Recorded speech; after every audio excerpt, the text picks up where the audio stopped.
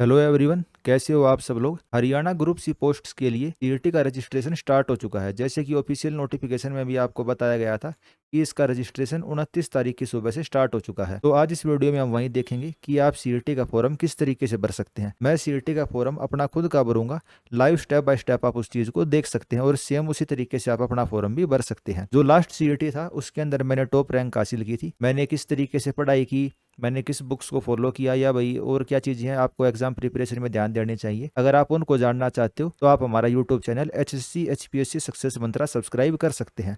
उसके अलावा जो ग्रुप 1 जेई का एग्जाम था उसके अंदर भी मैंने टॉप रैंक हासिल करी थी और मेरे को PWD हरियाणा डिपार्टमेंट मिला था। उसके लिए भी आप Telegram group AE JE civil club Haryana को ज्वाइन कर सकते हैं। उसके अलावा आप अगर नॉन टेक्निकल एग्जाम की प्रिपरेशन करते हैं तो आप HSC HPSC सक्सेस मंत्रा इस टेलीग्राम ग्रुप को ज्वाइन कर सकते हैं। यहाँ आपको एग्जाम से रिलेटेड हेल्पफुल कंटेंट मिल जाएगा और जो भी अपडेटेड इन्फॉर्मेशन है वो आपको यहीं पे मिल जाएंगे। तो चलिए अब हम अपने फॉर्म को भरना स्टार्ट करते हैं। सबसे पहले आपको वन टाइम रजिस्ट्रेशन हरियाणा की वेबसाइट के ऊपर चले जाना है। आज फॉर्म स्टार्ट वही हुए ही है फॉर्म भरने और उसका पहला दिन है और आज के दिन ही 2,32,000 कैंडिडेट ऑलरेडी इस साइट को विजिट कर चुके हैं। तो अब की बार हम उम्मीद कर सकते हैं कम से कम 20 लाख बच्चे इस फॉर्म को भरेंगे। फॉर्म भरने के लिए आपको क्या करना है, न्यू यूजर रजिस्ट्रेशन के ऊपर क्लिक करना है। अगर आपने पिछले वाला सीईटी दिया था तो भी आपको न्यू यूजर रजिस्ट्रेशन के ऊपर ही क्लिक करना है। इसके ऊपर जैसे ही हम क्लिक करते हैं तो इस तरीके से जो जनरल टर्म एंड कंडीशन है और इंपॉर्टेंट बातें वे सारी ओपन हो जाती हैं। इसके अंदर आपको कौन कौन सा डॉक्यूमेंट चाहिए वो चीज भी आप देख सकते हो। आपको जो आपकी एजुकेशन के डॉक्यूमेंट है 10th 12th डिप्लोमा और अदर सर्टिफिकेट वे PDF फॉर्मेट के अंदर अपलोड करने हैं और उनका मैक्सिमम साइज 5 MB तक हो सकता है। और जो आपकी फोटो वगैरह है और बाकी चीजें साइन वगैरह उनका साइज 20 KB से लेके 200 KB तक हो सकता है। जनरल वाले कैंडिडेट को ये सब डॉक्यूमेंट चाहिए और बाकी कैटेगरी वालों को ये सब डॉक्यूमेंट चाहिए। ये सब चीजें तो आपको फॉर्म भरते चलेंगे तो आपको वैसे भी क्लियर हो जाएंगी। तो सबसे पहले हम डिक्लेरेशन पे क्लिक करेंगे कि भाई हमने ये सारी चीजों को पढ़ लिया है और accept and proceed to register करेंगे। यहाँ पे हम अपना मोबाइल नंबर लिखेंगे और गेट OTP पे क्लिक करेंगे। फिर यहाँ पे ईमेल ID गेट OTP पे क्लिक करेंगे और जो ईमेल ID पे OTP है ना वो स्पैम फोल्डर के अंदर जाने लग रही है। कई बच्चों को उस चीज के अंदर दिक्कत आने लग रही थी तो खुद जो चेयरमैन है उन्होंने भी ट्वीट करके ये चीज बता दी कि भाई जिनको ईमेल के ऊपर OTP प्राप्त नहीं हो रहा है वे अपने स्पैम फोल्डर के अंदर जाके OTP को देख सकते हैं। हो सकता है आपके स्पैम फोल्डर के अंदर वो OTP आया हो। उसके अलावा एक चीज ध्यान रखना, ये फॉर्म सभी को भरने हैं, ठीक है, चाहे कोई 10th का और 12th का और ग्रेजुएशन करने लग रहा हो, ये फॉर्म सभी बच्चों को भरने। कोई ये सवाल ना पूछे कि मेरे को फॉर्म भरने हैं कि ना भरने हैं। यहाँ हम अपनी ईमेल ID लिखेंगे, गेट OTP पे क्लिक करेंगे, OTP लिखेंगे, एक अपना पासवर्ड क्रिएट करेंगे, उस पासवर्ड को दोबारा लिखेंगे, फिर ये कैप्चा लिखेंगे और रजिस्टर एंड प्रोसीड। मैं अपना ये सारा प्रोसेस कर लेता हूँ और फिर आगे क्या प्रोसेस होता है वो मैं आपको दिखा देता हूँ। जैसे ही मैंने रजिस्टर एंड प्रोसीड के ऊपर क्लिक किया इस तरीके से एक टैब ओपन हो जाती है कि भाई आपका मोबाइल नंबर और ईमेल ID यही है। तो हम क्या करेंगे, यस पे क्लिक करेंगे और भाई हमारी OTP आई है तो वही वाली होगी। और OTP जो आई है ना मेल वाली, मेरे भी स्पैम फोल्डर के अंदर आई है, तो आप अपना स्पैम फोल्डर भी चेक कर लेना। यहाँ पे हम यस करेंगे और आगे बढ़ जाएंगे। जैसे ही हमने यस किया इस तरीके से आपका पोर्टल ओपन हो जाता है। यहाँ आपको अपनी personal detail, address, category, education और बाकी चीजें अपलोड करनी है। एक चीज कर लेना आप, भाई जैसे फॉर्म भरने वाले हो ना उससे पहले इस तरीके से अपनी सारी चीजें इकट्ठा कर लेना। जैसे मैंने डोमिसाइल, 10th 12th, आधार, परिवार पहचान पत्र, साइन, फोटो, ये सारी चीजें एक जगह इकट्ठा करके रख ली ताकि फॉर्म भरने में आसानी हो। उसके अलावा एक एनेक्सर 7 है वो भी आप प्रिंट करके रख लेना, ठीक है। जो एनेक्सर 7 है वो मैंने जो टेलीग्राम ग्रुप है उसके ऊपर आपको दे ही दिया था कल। ये देखिए इसको अपलोड करना है सीईटी फॉर्म के साथ, एनेक्सर 7 CET 2025। ये नोटिफिकेशन के अंदर भी इस वाले को आपको प्रिंट कर लेना है और फिल करके इसको भी पहले से रख लेना आप। यहाँ पे हम बेसिक डिटेल भरेंगे कि भाई मैंने सीईटी वाला पहला दिया था कि नहीं दिया था। तो जैसे मैं आपको बता रहा हूँ भाई मैंने तो पिछले वाले में बहुत अच्छी रैंक के साथ क्लियर किया था तो मैं इस पे यस क्लिक करूंगा। मेरा सीईटी का रजिस्ट्रेशन नंबर क्या था तो मेरे को तो ध्यान है। अगर आपको ध्यान नहीं है तो आप फॉरगेट करके यहाँ पे अपना नेम लिखना है, father name, date of birth, आपको अपना सीईटी का रजिस्ट्रेशन नंबर पता चल जाएगा। यहाँ पे दोस्तों मैंने अपना रजिस्ट्रेशन नंबर लिख दिया जो मेरा पिछले वाले सीईटी का था। तो जो आपका रजिस्ट्रेशन नंबर है ना पिछले वाले सीईटी का सेम ही रहेगा अगर आपने पहले भी रजिस्टर करा है तो, लेकिन फीस आपको दोबारा से भरनी पड़ेगी। मोबाइल नंबर आप चाहो तो नया वाला भी दे सकते हो, पुराने वाला मोबाइल नंबर भी आपका चल जाएगा। यानी कुल मिलाकर नया फॉर्म है, सीईटी रजिस्ट्रेशन नंबर को छोड़ के बाकी सारी चीजें आप अपनी चेंज कर सकते हो। और फॉर्म सभी को भरना है, फिर बता देता हूँ, चाहे आप 8th क्लास में हो, 10th क्लास में हो, 12th में हो, फर्स्ट ईयर में हो, सेकंड में हो, जॉब कर रहे हो, मतलब अगर हरियाणा में नौकरी चाहिए ग्रुप सी की तो फॉर्म आपको जरूर भरना है। यहाँ मैं अपनी डेट ऑफ बर्थ भर देता हूँ और गेट डिटेल के ऊपर क्लिक करता हूँ। जैसे ही मैंने गेट डिटेल के ऊपर क्लिक किया मेरा नाम आ गया भाई हर्षदई है, मेरा रजिस्ट्रेशन नंबर 29,762, मेरा मोबाइल नंबर भाई आखिरी के 4 अंक दिखा दिए। तो इसने लिख रखा है do you have previous CET registered mobile number. भाई आपका पिछले वाला मोबाइल नंबर है या बदलना चाहते हो? तो भाई मेरे पास तो पुराने वाला ही मोबाइल नंबर है, मैं नहीं बदलना चाहता, तो मैं यस पे क्लिक करूंगा। अब यहाँ पे क्या करना, अपना मोबाइल नंबर दोबारा से लिखना, जो हमने पहले लिखा था वही वाला ही लिख देंगे। भाई मेरे पास तो पुराने वाला, अगर आपके पास मोबाइल नंबर आप बदलना चाहते हो, आपने साइबर कैफे वाले से भरवाया या कोई और बात है, तो आप नो करके अब की बार अपना मोबाइल नंबर ही देना। तो मैं मोबाइल नंबर लिखता हूँ और उसको ओटीपी से वैलिडेट कर देता हूँ। तो इस प्रोसेस को मैं कर लेता हूँ, फिर आपको आगे दिखाता हूँ। अच्छा, यहाँ पे आपको मोबाइल नंबर नहीं लिखना, यहाँ पे आपको ओटीपी लिखना है। यहाँ गेट ओटीपी पे क्लिक करेंगे, ओटीपी आएगा, ये मैंने ओटीपी लिख दिया, वैलिडेट ओटीपी करूंगा तो ओटीपी वेरीफाइड सक्सेसफुली। भाई ओटीपी मेरा सही हो गया। अब यहाँ मेरे को आगे की डिटेल लिखनी है, ठीक है। पुराने सीईटी से इसका कोई संबंध नहीं है, बस वो रजिस्ट्रेशन नंबर मेरा सेम रहेगा, बाकी सारी चीजें इसमें अलग रहेंगी। मैं अपना पूरा नाम लिखूंगा, मैट्रिकुलेशन सर्टिफिकेट के हिसाब से मेरा पूरा नाम क्या था। तो जी मेरा नाम आपको पता ही है, हर्ष दहिया मेरा नाम है। मेरी डेट ऑफ बर्थ क्या है, चलो इसको मैं लिख लेता हूँ। फादर नेम लिखना, मदर नेम लिखना, जो आपके 10th क्लास का सर्टिफिकेट है उसके हिसाब से। आधार का नंबर लिखना है, दोबारा से आधार का नंबर लिखना है, और यहाँ पे अपना आधार कार्ड अपलोड करना है। पहले से ही सारे डॉक्यूमेंट आप एक जगह अपने इकट्ठे करके रख लेना, जैसे मैंने यहाँ पे आपको दिखाया ना, मैंने इकट्ठे करके रख लिए सारे डॉक्यूमेंट, डोमिसाइल, 10th 12th, आधार, परिवार पहचान पत्र वगैरह, ठीक है। 12th क्लास के बेसिस पे भरा जाता है। ये ग्रेजुएशन आपने नहीं करी, ग्रेजुएशन का सर्टिफिकेट अपलोड नहीं करते हो तो भी चल जाएगा, लेकिन आगे आगे कैसे एजुकेशन क्वालिफिकेशन इसमें डालनी है वो भी मैं आपको बता दूंगा। तो ये सारी चीजें मैं फिल कर लेता हूँ। जेंडर क्या है, मेल। मैरिटियल स्टेटस, मैरिड या अनमैरिड, तो भाई जो भी एप्लीकेबल हो। आइडेंटिफिकेशन मार्क क्या है, तो वो सब आपको इसमें लिख लेना है, और फिर सेव एंड नेक्स्ट करेंगे। मैं ये सारी चीजें डिटेल भर देता हूँ, फिर आपको आगे दिखाता हूँ क्या आता है। अब भाई मैं अपना आधार कार्ड अपलोड करने लग रहा था, तो उस फाइल का साइज 200 KB से ज्यादा होने लग रहा था, तो मैं अब क्या करूंगा, अपने आधार का साइज कम कर दूंगा। तो ये सारे डॉक्यूमेंट मैंने पहले से रख लिए थे। अब इसका साइज में, जैसे कि आई लव पीडीएफ करके फाइल है, इससे मैं अपना डॉक्यूमेंट का साइज कम कर देता हूँ, कंप्रेस कर देता हूँ। इस पीडीएफ को 200 KB से कम होना चाहिए। ये तो 200 KB से कम नहीं हुआ, तो इसको मैं फिर से कंप्रेस करूंगा। इसको मैं क्या करूंगा, फिर से कंप्रेस करूंगा। एक्सट्रीम कंप्रेशन सेलेक्ट कर लेते हैं। भाई 200 KB से कम होना चाहिए। चलो इसने 200 KB से कम कर दिया, डाउनलोड हो गया। अब मैं अपना आधार कार्ड वहां पे अपलोड कर देता हूँ। जो एजुकेशन की क्वालिफिकेशन है वे आपकी 5 MB तक कर सकते हो, लेकिन जो आधार कार्ड है, फोटो है, साइन है, वे आपके 200 KB तक होने चाहिए। वहां पे जो मैंने अपनी सारी पर्सनल डिटेल लिखी, उसके बाद हमारे पास क्या ऑप्शन ओपन हो जाता है, एड्रेस का ऑप्शन ओपन हो जाता है। तो यहाँ पे हम अपना पूरा का पूरा एड्रेस लिखेंगे कि भाई आपका हाउस नंबर क्या है, कौन सा स्टेट है, ठीक है। तो हरियाणा वाले बच्चे हरियाणा को ही सिलेक्ट करेंगे, अगर आप हरियाणा से बाहर हैं तो आप वो भी लिख सकते हो। कोरोस्पोंडेंस एड्रेस जहाँ आप फिलहाल रहते हो, भाई जहाँ पे आप लेटर वगैरह प्राप्त करना चाहते हो। परमानेंट एड्रेस जो आपके आधार कार्ड में, डोमिसाइल में या फिर आपके सर्टिफिकेट वगैरह में लिखा हुआ, वहाँ परमानेंट एड्रेस लिखोगे। तो यहाँ पे अपना एड्रेस लिखता हूँ मैं। यहाँ पे मैंने अपना सारा का सारा एड्रेस लिख लिया। उसके बाद मैं क्या करूंगा, सेव एंड नेक्स्ट के ऊपर क्लिक करूंगा। इसमें मैं आपको एक दिक्कत बता दूं, जब हम वो स्लैश डालते हैं ना, जैसे ये टेढ़े वाला डंडा, तो इसके अंदर ये एंट्री को लेता नहीं है, तो इस वाले डंडे को बिना लगाए आपको अपना एड्रेस लिखना है। अब हम इसको सेव एंड नेक्स्ट कर देते हैं। सेव एंड नेक्स्ट के बाद फिर हमसे एक कैटेगरी डिटेल पूछता है, क्या आप हरियाणा के मूल निवासी हो। तो अगर आप हरियाणा के हो तो यस करोगे, नहीं तो आप नो करोगे। फिर आपको डोमिसाइल का सर्टिफिकेट नंबर लिखना है, सर्टिफिकेट किस तारीख को इश्यू हुआ है वो लिखना है, और डोमिसाइल का सर्टिफिकेट आपका कितने भी साल पुराना हो सकता है, ठीक है। इसमें लास्ट एंट्री 1999 तक की है, यानी कि 25 साल पुराना अगर आपका डोमिसाइल का सर्टिफिकेट है तो वो चल जाएगा। किसने इशू किया है, भाई तहसीलदार ने या कौन है। यहाँ पे आपको अपना डोमिसाइल अपलोड करना पड़ेगा। इसका साइज भी मैक्सिमम 200 KB तक हो सकता है। उसके बाद आपको अपनी कैटेगरी सेलेक्ट करनी है।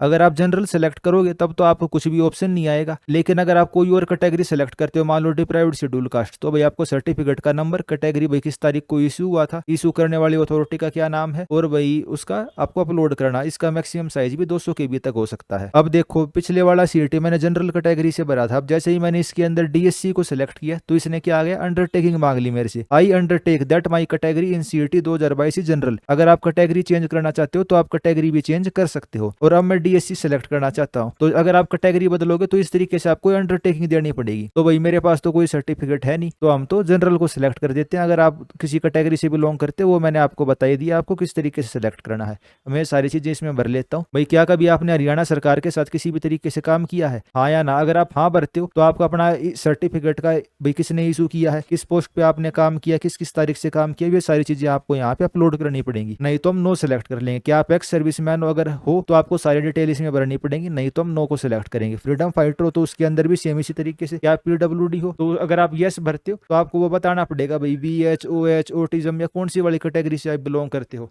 अगर आप स्पोर्ट पर्सन हो तो उसमें भी वही चीज है कि आपके खिलाफ कोई कंप्लेंट हुई है। अगर आप यस करते हो तो आपको उसकी पूरी की पूरी डिटेल देनी पड़ेगी, नहीं तो आप नो को सिलेक्ट कर सकते हो। तो अब मैं इन सभी डिटेल्स को एक बार फिल कर लेता हूँ, फिर मैं आपको सेव एंड नेक्स्ट करके अगला प्रोसेस बता दूंगा किस तरीके से होना है। और जो आप ये डोमिसाइल सर्टिफिकेट इसके अंदर डाल लो ना, तो इसका जो सर्टिफिकेट सर्टिफिकेट नंबर है नीचे की तरफ बाएं हाथ की तरफ लिख रखा होगा जो सर्टिफिकेट नंबर है, फिर नीचे डेट लिख रखी, फिर प्लेस लिखा हुआ है। तो ऊपर नंबर दिए रखे ना CIDR नंबर और ई दिशा के नंबर, वो आपको नहीं लिखने हैं। और किसने इशू किया वो दाएं हाथ की तरफ नीचे की तरफ लिख रखा होगा।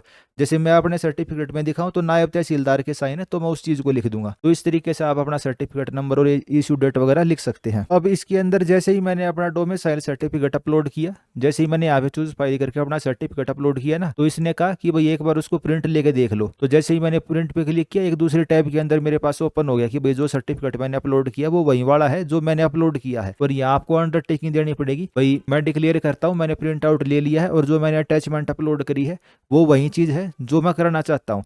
तो अब की बार बहुत अच्छा तरीके से इन्होंने पोर्टल बनाया है और फुल प्रूफ पोर्टल हम इसको कह सकते हैं। बहुत अच्छा पोर्टल है, इसकी तारीफ करी जानी चाहिए। आपको दोबारा से सर्टिफिकेट का नंबर, किस तारीख को इशू हुआ और इशू करने वाली अथॉरिटी का नाम दोबारा से फिल करना है ताकि कोई भी गलती की गुंजाइश ना हो इसके अंदर। सारी डिटेल इसके अंदर अब मैंने फिल कर दी। अब मैं क्या करूंगा, सेव एंड नेक्स्ट के ऊपर क्लिक करूंगा। सेव एंड नेक्स्ट के ऊपर जैसे ही मैंने क्लिक किया, अब मेरे को क्या फिल करनी है, मेरी एजुकेशन की क्वालिफिकेशन, और उसके बाद अपने को भाई फोटो वगैरह और जो भाई परिवार पहचान पत्र वगैरह ये सारी चीजें अपलोड करनी है। अब जैसे तो मैंने भाई 12th क्लास कंप्लीट कर रखी है, तो मैं क्या करूंगा 12th कंप्लीटेड। अगर आप 12th में पढ़ने लग रहे हो या 2025 के अंदर आप एग्जाम देने वाले हो 12th का, तो 12th परसुइंग। अगर आपने 10th प्लस 12 इक्विवेलेंट करी हुई, यानी कि आपने 10वीं पास कर रखी है और 12वीं क्लास के इक्विवेलेंट कुछ चीज पास कर रखी है, जैसे कि डिप्लोमा वगैरह, डिप्लोमा का मतलब 12वीं क्लास होता है, तो आप उस चीज को सिलेक्ट कर सकते हो। या भैया आप 2025 के अंदर इक्विवेलेंट वाले एग्जाम को देने वाले हो, भैया आप डिप्लोमा देने वाले हो 2025 के अंदर, तो आप उसको सेलेक्ट कर सकते हो। मिनिमम क्वालिफिकेशन क्या है, 12th क्लास है CET के फॉर्म को भरने के लिए। अब मैं 10th कि भाई मैंने कौन सी स्ट्रीम है, चलो ड्यूरेशन और कोर्स टाइप का तो है नहीं, 10th जनरल से करी है, 10th हिंदी के साथ करी है, संस्कृत के साथ करी है, तो 10th मैंने हिंदी के साथ करी है, तो 10th हिंदी। भाई कौन सा बोर्ड है, मेरा हरियाणा बोर्ड है, तो board of school education Haryana मैंने सेलेक्ट कर दिया। कौन से साल में पास करी है, तो वो आप सेलेक्ट कर सकते हो, आपका जोन सा भी ईयर है। आपको हरियाणा बोर्ड का रोल नंबर लिखना, भाई जो भी आपका कमीशन है, कितने आपके नंबर आए, और यहाँ पे सर्टिफिकेट अपलोड कर देना। मैक्सिमम फाइल साइज कितना, 5 MB है। तो सारी चीज़ जैसे मैंने आपको दिखाई दी थी, मैंने तो अपनी पहले डाउनलोड करके रख ली। तो 10th की मार्कशीट मैंने यहाँ पे अपलोड कर दी। जैसे ही मैंने अपलोड करी, देखो दोबारा से ऑप्शन आ गया ना, फाइल अपलोड हो गई है, इसका प्रिंट आउट लेके देख लो कि भाई तुमने गलत तो नहीं कर दिया। तो इस पर मैं प्रिंट पे क्लिक करूंगा, देखूंगा कि भाई मैंने 10th की मार्कशीट ही अपलोड करी है। अब की बार फिर कहता हूँ बहुत बढ़िया तरीके से ये पोर्टल बनाया हुआ है। इसके अंदर आपको आपके 10th के सर्टिफिकेट के हिसाब से पूरा नाम दोबारा लिखना है और अपनी डेट ऑफ बर्थ को दोबारा सेलेक्ट करना है, ठीक है। तो ये सब प्रोसेस मैं कर लेता हूँ, फिर आपको आगे दिखाता हूँ क्या ऑप्शन आता है। फिर मैं 12th को करूंगा। भाई 12th मैंने कौन सी से करी, तो जैसे मैंने नॉन मेडिकल से करी, तो मैं नॉन मेडिकल को सिलेक्ट करूंगा। भाई मेरा बोर्ड कौन सा था उसको मैं सिलेक्ट करूंगा, कौन से ईयर में पास की, और बाकी सारी डिटेल इसके अंदर मेरे को फिल करनी पड़ेगी। इसके अंदर जैसे ही मैं यहाँ पे चूज फाइल के अंदर 12th का सर्टिफिकेट अपलोड करूंगा, इसके अंदर देखना ये ऑप्शन कहेगा कि भाई प्रिंट करके इसको देख लो। अच्छा 12th वाले में इसने नहीं कहा, लेकिन 10th वाला जो सर्टिफिकेट था उसके अंदर वो ये कह रहा था कि भाई इसको चेक कर लो आप एक बार। यहाँ मैं रोल नंबर और ईयर वगैरह फिल कर लेता हूँ। अदर सर्टिफिकेट के अंदर जैसे भाई 4 साल की मेरी बीटेक थी, तो अदर करके वो भाई मैं इसको ऐड कर सकता हूँ। बाकी इसमें ये ऑप्शन नहीं मांग रहा कि भाई ग्रेजुएशन वगैरह आपने कर रखी कि नहीं कर रखी, तो यहाँ पे केवल आप जैसे 4 साल की मेरी बीटेक थी या आपकी 3 साल की BA वगैरह, तो आप उस चीज़ को ऐड कर सकते हो। लेकिन फॉर्म 12th बेस पे तो अगर आप उसको ना भी भरो अभी और बाद में उसको ऐड कर सकते हो, तो अभी उसको भरने की कोई ऐसी रिक्वायरमेंट नहीं है। फिर मैंने सेव एंड नेक्स्ट कर दिया। उसके बाद यहाँ पे मेरे को अपनी फोटो, साइन और बाकी डिटेल अपलोड करनी है। जो फोटो का साइज है मैक्सिमम 100 KB होना चाहिए, JPEG या JPG फॉर्मेट में होनी चाहिए। तो वो आप वैसे भी चेंज कर सकते हो। फोटो आपकी किस टाइप की होनी चाहिए, वाइट बैकग्राउंड होना चाहिए, दोनों कान आपके दिखने चाहिए, चश्मा नहीं होना चाहिए, और इस टाइप की मतलब फॉर्मल सी फोटो होनी चाहिए आपकी। तो जैसे मैंने फोटो अपनी अपलोड कर दी, फिर आपको साइन अपलोड करने, हिंदी इंग्लिश आप कैसे भी साइन अपलोड कर सकते हो, और ये भी फॉर्मल टाइप के ही होने चाहिए, मतलब ब्लैक पेन से लिखी हुई और वाइट बैकग्राउंड पे। तो डॉक्यूमेंट स्कैनर जैसे किसी भी ऐप से आप उसको कर सकते हो। फिर आपको अंडरटेकिंग अपलोड करनी है एनेक्सर 7 की, ये मैंने आपको बताई दी थी, ये एनेक्सर 7 है। या आपको नाम लिखना, फादर नेम, और भाई अंडरटेकिंग देनी कि भाई मैंने सारी चीज़ों को भर लिया है। और भाई मैंने पिछले वाले में पार्टिसिपेट किया था, अगर आपने पिछले वाले में पार्टिसिपेट किया तो 5वां और 6ठे वाला लिखना, वरना आपको नहीं लिखना है। आपका रजिस्ट्रेशन नंबर आ जाएगा, यहाँ आपकी डेट आ जाएगी, यहाँ आपके साइन आ जाएंगे। RO यानी कि रेजिडेंट ऑफ, यहाँ पे आपको एड्रेस लिखना है, नेम, फादर नेम, और यहाँ पे आपका एड्रेस आ जाएगा। तो इसको आपको प्रिंट करके अपलोड कर लेना है। और यहाँ पे आपको इसको अपलोड कर देना है अंडरटेकिंग को। फिर इस पे क्लिक करना है और हमें क्या करना है, सबमिट करना है। अब मैं इसको सबमिट करके आपको आगे दिखा देता हूँ किस तरीके से आता है। इसमें आपको एक चीज़ ध्यान रखनी है, जो आप ये एनेक्सर 7 अपलोड करोगे ना, ये फोटो की फॉर्मेट में होना चाहिए। ये इसको मैं अभी अपलोड करने लग रहा था, मैंने तो पीडीएफ बना ली थी, बाकी फिर दोबारा इसकी फ़ोटो क्लिक करी तो ये आपको फोटो की फॉर्म में एनेक्सर अपलोड करना है। फिर हम क्या करेंगे, सबमिट पे क्लिक करेंगे, आपकी सारी डिटेल ओपन हो जाएंगी। अब ये ओपन होने लग रहा है, ये आप यहाँ मेरी सारी डिटेल आ जाएंगी, लोड होने लग रहा है। अब यहाँ पे मैंने अब तक जितनी भी डिटेल भरी है ना, सारी की सारी डिटेल मेरी आ गई। उनको मैंने चेक कर लिया, ऊपर वाली वही पर्सनल डिटेल हो जाती है, इसलिए मैं उनको दिखाने नहीं लग रहा। या मैं फोटो क्लिक करके चेक कर सकता हूँ, सिग्नेचर, अपना आधार कार्ड, ठीक है। और फोटो इसी तरीके की अपलोड करना, वाइट बैकग्राउंड, सामने की तरफ देख रहे हो दोनों कान आपके विजिबल हो। 10th 12th का सर्टिफिकेट और दूसरे सर्टिफिकेट यहाँ हमने अपलोड कर दिए हैं। अदर के अंदर मैंने भाई अपनी बीटेक की डिग्री लगाई है। और अगर मेरे को कुछ चेंज करना तो मैं क्लिक हियर टू एडिट करूंगा। अब मेरे को कुछ चेंज नहीं करना, मेरी सारी चीज़ें ठीक है, तो मैं इसको फाइनल सबमिट कर दूंगा। चाहे फॉर्म खुद ने भरा है तो हम येस करेंगे। अगर आपने साइबर कैफे वाले से या किसी और से भरवाया है, आप हमारी मदद भी ले सकते हैं। अगर आपको भाई कोई दिक्कत विक्कत आने लग रही है ना, तो जो ये टेलीग्राम ग्रुप बनाया हुआ है, इस पे मैसेज कर देना, आपकी मदद करने की हम कोशिश कर देंगे। तो फॉर्म मैंने खुद से भरा है, मैं यस करूंगा। अगर नो भरते हैं तो साइबर कैफे वाले का नाम और फ़ोन नंबर यहाँ पे होना चाहिए, ठीक है, ताकि कल को ओटीपी वगैरह आने में दिक्कत ना आए। तो मैंने खुद भरा तो मैं यस करूंगा, डिक्लेरेशन पे क्लिक करूंगा और इस फॉर्म को मैं सबमिट कर दूंगा। सबमिट करने के बाद ये पूरा फॉर्म दोबारा से ओपन हो जाएगा, ठीक है। पूरा फॉर्म दोबारा से ओपन हो गया। इसके बाद मेरे को क्या करना है, आधार कार्ड से वेरीफाई करना है या परिवार पहचान पत्र से वेरीफाई करना है। तो आप परिवार पहचान पत्र से ही वेरीफाई कर देना। अगर आप हरियाणा के निवासी हो, हरियाणा से बाहर की हो, तो आधार से कर लेना। 1000 रुपये की फीस है। जैसे ही मैं परिवार पहचान पत्र से इसको वेरीफाई करूंगा, मेरे को डिस्काउंट मिल जाएगा। तो मैं वेरीफाई परिवार पहचान पत्र पे क्लिक करता हूँ। यहाँ मैं परिवार पहचान पत्र का नंबर लिखूंगा, यहाँ पे स्कैंड कॉपी डालूंगा परिवार पहचान पत्र की। वो मैंने पहले से ही प्रिंट करके रख लिया था, क्योंकि मेरे को पता ही अपलोड करना है, ठीक है। ये रहा।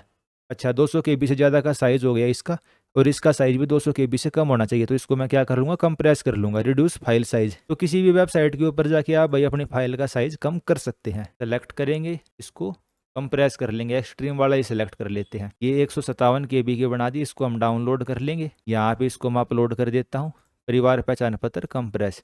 ये हमारा कंप्रेस यहाँ पे अपलोड हो गया। परिवार पहचान पत्र का नंबर लिखूंगा, जो यहाँ पे कैप्चा कोड है, और सबमिट कर दूंगा, ठीक है। तो इसको मैं करके दिखा देता हूँ आगे क्या होता है। जैसे ही दोस्तों इसके ऊपर मैंने सबमिट किया, मेरे फैमिली मेंबर्स की डिटेल आ गई। अब इसके अंदर परिवार पहचान पत्र के अंदर जो मेरी मेंबर आईडी है, उसको मेरे को सिलेक्ट करना पड़ेगा। मैं अपने नाम की वो सिलेक्ट करूंगा और सबमिट द सिलेक्टेड मेंबर पे क्लिक कर दूंगा। उसके बाद वापस हम इस फॉर्म के ऊपर आ जाते हैं। अब मेरी फीस कम रह के कितनी आ गई, 500 रुपये आ गई। अब मैं इस डिक्लेरेशन पे क्लिक करता हूँ और कंटिन्यू पे क्लिक करूंगा। उसके बाद एक पोर्टल सा ओपन हो जाएगा, जिसमें हमें फीस पे करनी पड़ेगी, ठीक है। ये देखिए, नेट बैंकिंग के चार्ज 0 हैं, डेबिट कार्ड से आप 2000 तक कर सकते हो। ये तो मैं यूपीआई से पेमेंट कर दूंगा, सिंपल। ये सब आ गया। हरियाणा स्टाफ सिलेक्शन कमीशन के अंदर आप पेमेंट करने लग रहे हो 500 रुपये की।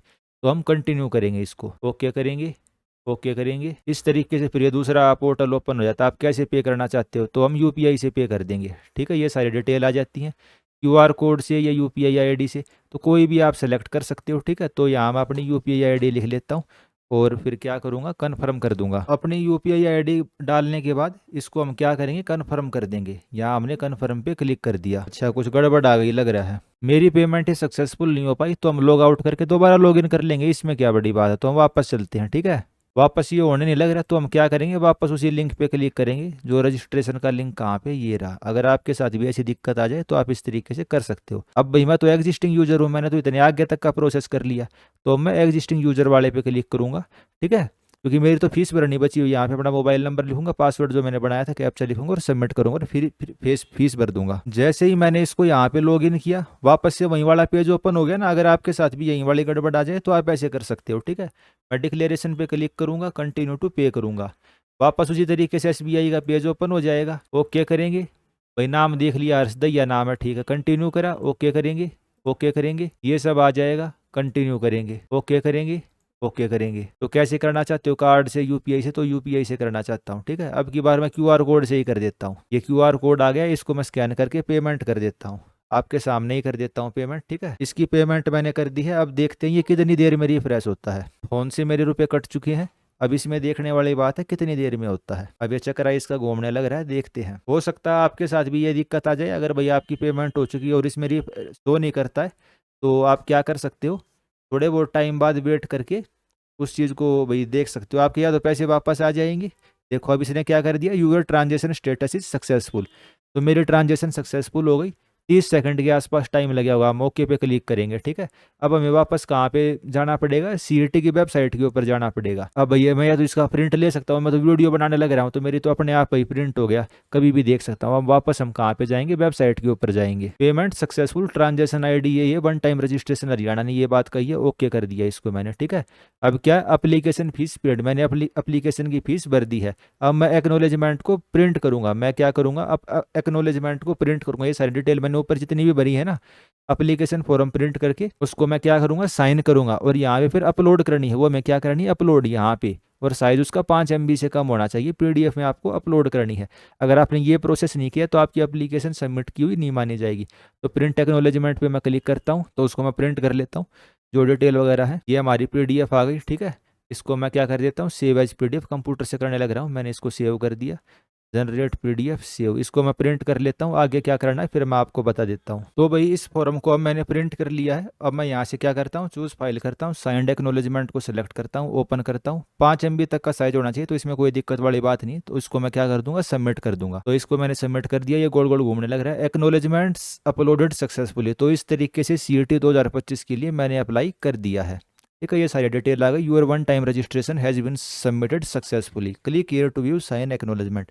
यहाँ पे क्लिक करके मैं देख सकता हूँ जो मैंने एक्नोलेजमेंट सबमिट करी है, ठीक है, वो पूरी की पूरी यहाँ पे आ जाती है। इसके अंदर क्या करना, यहाँ जैसे बक्सा बना हुआ है ना, यहाँ पे मैंने अपना साइन कर दिया। इस तरीके से हर पेज पे मैंने साइन किया, इस पे साइन कर दिया। इस तरीके से आप हर पेज पे अपने साइन कर सकते हैं। तो कितना आसान था इस फॉर्म को सबमिट करना, मैं तो आपको एक्सप्लेन करने लग रहा हूँ, इस वजह से मेरे को 20-30 मिनट लगी है। वरना आप इसको 10 से 15 मिनट के अंदर आसानी से अपलोड या भी सबमिट जो भी करना वो कर सकते हैं। अगर वीडियो आपको अच्छी लगी तो भाई आप अपने फ्रेंड्स के साथ इसको शेयर कर सकते हैं। HSC HPSC सक्सेस मंत्रा यूट्यूब चैनल को आप ज्वाइन कर सकते हैं। उसके अलावा आप टेलीग्राम के ऊपर भी AJE civil club Haryana HSC HPSC success mantra इसको ज्वाइन कर सकते हैं। ये वाला ग्रुप ओपन है भी, इसमें कोई भी मैसेज कर सकता है। आपका भी कोई डाउट आता है तो इसके अंदर आप कर लेना, आपका सॉल्व करने की हम कोशिश करेंगे। वैसे तो कोई इसमें दिक्कत वाली चीज़ है नहीं इतनी डिफिकल्ट, आप इजीली इस फॉर्म को सबमिट कर सकते हैं। तो इसी के साथ भाई CET 2025 के लिए मैंने रजिस्टर कर दिया है। इस तरीके से आप भी रजिस्टर कर सकते हैं और भाई हरियाणा में सरकारी नौकरी लेने की जो आपकी जर्नी है उसको स्टार्ट कर सकते हैं। आप मेरे साथ भी जुड़ सकते हैं भाई। जैसे मैंने आपको बताया पिछले वाले CET के अंदर मेरी टॉप रैंक आई थी, प्री में भी मेंस में भी, और भाई जो ग्रुप 1 JEE का है उसके अंदर तो आई ही आई थी। तो कैसे प्रिपरेशन वगैरह करी उसके लिए आप मेरे को ज्वाइन कर सकते हैं। इस वीडियो में इतना ही। आपके CET एग्ज़ाम के लिए मेरी तरफ से बेस्ट ऑफ लक और धन्यवाद।